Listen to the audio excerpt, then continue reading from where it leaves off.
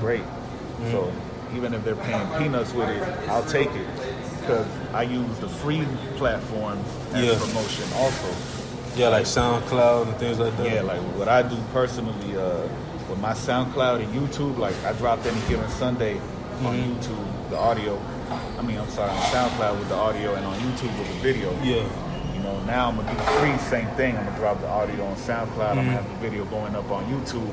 And I'm going to use that traffic to link them back to the albums, you know, which are on all the platforms, Spotify, Apple, and all that. So How is the process really like the push your music on iTunes and Spotify and things like that? You just got to go through a aggregator.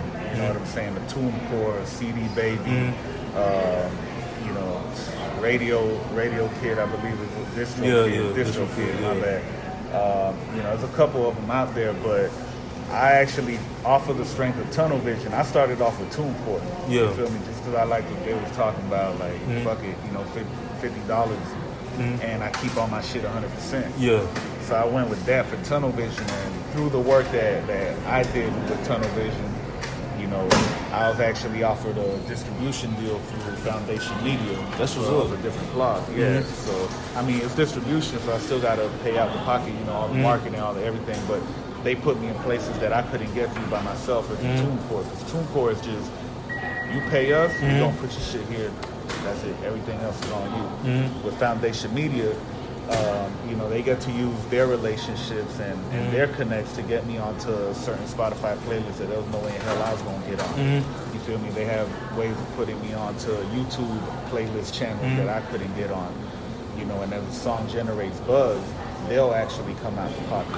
You know, and I have a very fair deal more than fair deal with them, you feel me, as far as a payment split. Because I keep all my publishing, I keep, you know, the royalties, they get their cut, but you know, it ain't shit, really. Yeah, because before the podcast, we were saying about like the whole independent route and labels and things like that. And you had your own experience with, you know, dealing with labels, and how was that? It was cool. I mean, we met. I ain't gonna lie to you, bro. Like I said, you know, the music, the money for music's cool, but it ain't, you know, it ain't where I needed to be at. So I actually ended up meeting a couple people from a record label because they was in town for Winter Music Conference. You know, so they touched down in Miami. They needed on some work. So one of them already knew who I was from booking me for a show. So they was like, you know, holla at him. He'll take care of you. Yeah. So we did that.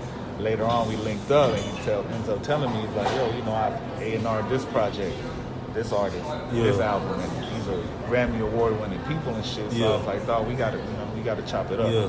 And that goes back to networking. It's really who you know more so than what you know.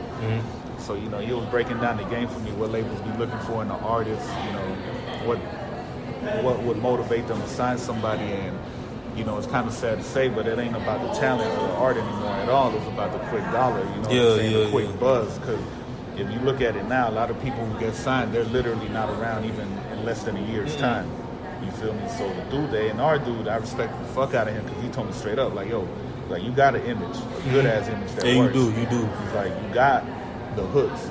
You definitely got the bars. You have the production. He's like, yo, just build your own shit up, bro.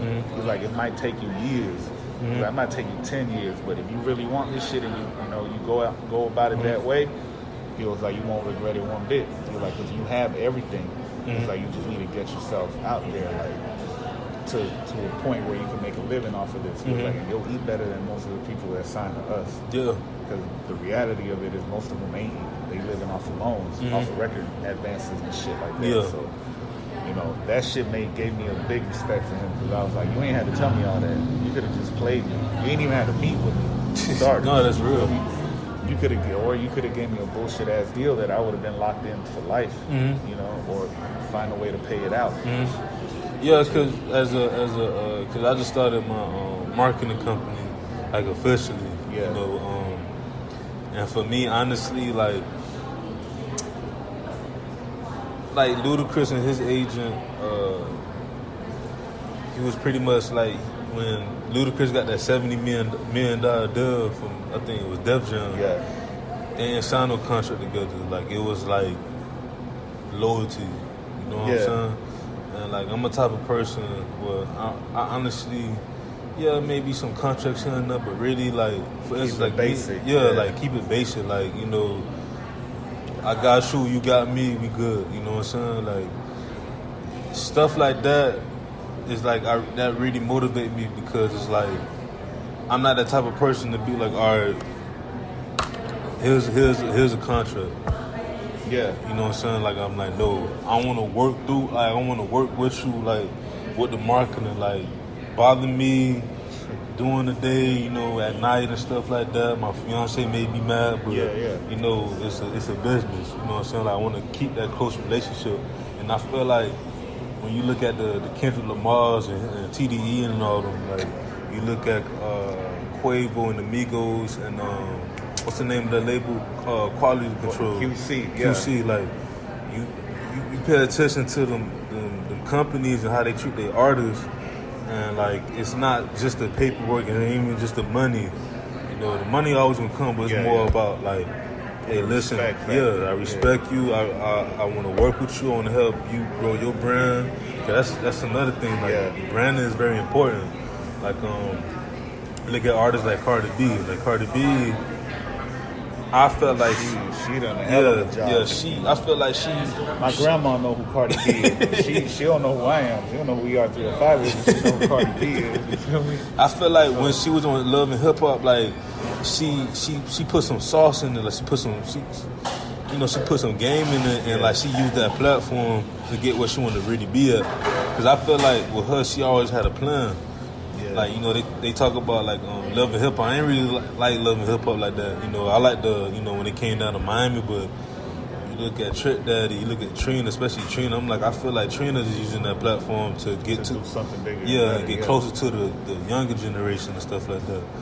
And, like, I just feel like sometimes, like, you have to use, like, other platforms, even some platforms you may not like, but use it to get where you want to be at. Because at the end of the day, you always going to use something that she don't like to use, like whether it's a company or platform, but that don't mean it's like nowadays with streaming and everything, you don't have to commit to anybody. That definitely, man. Like, even like, to be real with you, like even my situation with Foundation Media, like, if I gotta tell you, like I always have a humbleness about this, about the music shit, because I don't gotta be to the point where you even knew who I was to reach out to me to be on the podcast. You feel me? But luckily, I'm blessed to be there. So, you know what I'm saying? With Foundation Media, the average listener of your podcast probably has no clue who they are. But just to give you an idea of the situation that I'm involved in, they handle distribution for Rich the Kid, G-Eazy. You know what I'm saying? People like that, people on that level. So just the fact that they had even reached out to me and put me in contact with their main like the owner of their shit, not even like an A&R or nothing. The owner was like, yo, I heard, you a solid dude outside of the music, which to me is more important than the product, because we're just putting it out in the marketplace for you. And that shit alone, I was like, man, like, we could meet, you know what I'm saying? We talk over the phone, because I like getting your vibe in person before I really do any kind of, I'm the same way, you know what I'm saying? So, they was good dudes. Like, I could see they had no bad intention behind what they was trying to do. Their contract was straight to the point. Like, all right, this is our cut. This is what we're gonna do. If you can get it here, which is fine. Put it on my shoulders. That's the whole point of being indie. So, let's do it. But don't you enjoy that though? Like, just I love this shit. And by necessity, having to learn how to, reach out to, early 2013, 2014, like when the blogs was on top, I ain't have the two stacks a month to pay a publicist. To be sending out emails and shit like that. I ain't have radio people I could holler at, so, I had that a necessity. I had to sit there till 4 a.m, preparing emails and shit to send out to people one by one, just because I wasn't going to send you no BCC, because that shit ain't even going to get open. So, from a marketing point, if I reach out to you personally and you read that email and you see that I'm really hollering at you, not just, check out my new shit, it's fire, blah, blah, blah, there's a better chance that we can open some kind of line of communication. So now imagine having to do that, from the time you get off of work till damn near 4 in the morning, you got to be at work in 4 hours again. Yeah. You know, after that, you got to go after promoters and booking agents and try to get onto be an opener for bigger people's show, or maybe get booked for the venue as a whole. Like I've learned a lot. You know what I'm saying? So I've always said it. Like even if I don't succeed as an artist, I've learned so much marketing and so much of how business runs because of music that I'm blessed either way. Like I'm thankful and grateful for that shit because of that I was able to start my own imprint for me. You know, I don't really, like I told you before, I don't really plan on signing nobody like that. At least for now, like I don't really see that for myself because there's so much fucking work. You know what I'm saying? That I don't want to let nobody down. Like that'd be my biggest fear, is letting you down and not getting you to where you need to be. But you know, I've even been able to branch out because of what I've learned from music. You know what I'm saying? Dealing with marketing here and there for just shit outside of music. You know, where I'm getting hired as like a consultant for companies, big companies like History Channel and Dove and shit like that. Yeah, that's what's up.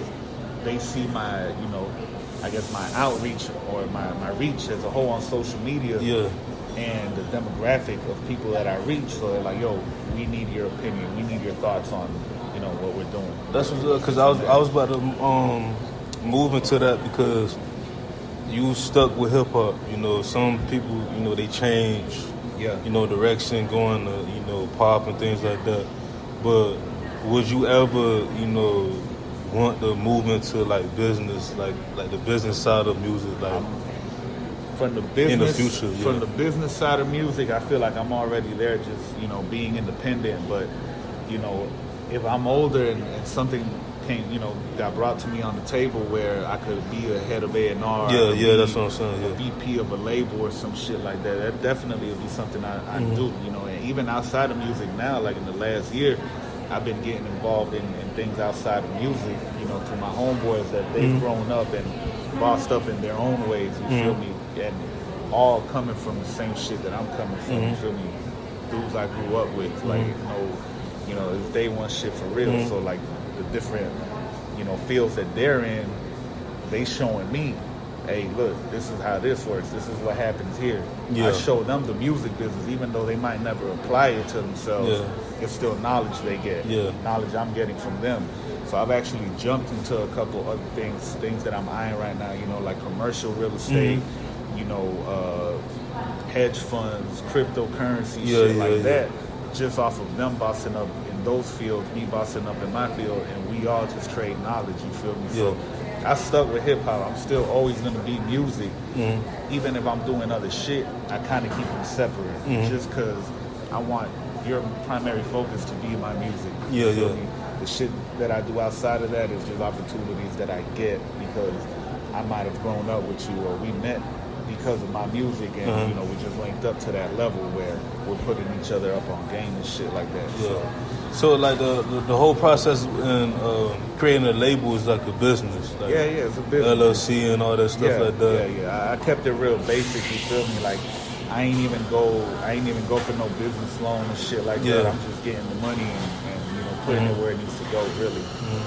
But that's what's up, because like I haven't had a talk like this in a minute, especially with an artist, about, you know, investments. How important you think that investments are? Because with cryptocurrency, I haven't really done it, but I've, you know, invest in, like, you know, stocks and stuff, like penny stocks and things like that. So how you as an artist, you know, especially working in the industry where, you know, in reality you don't really get paid just for music, you know what I'm saying? You can't just get paid off of music. You ain't gonna make it. So how important is investment to you, and advice that you can give to like younger artists? To me, it's real important because, you know, if you get the opportunity to take this music shit to a point where you're even making a living off of it, like I've been telling people, like, yo, there's kind of no middle class in music.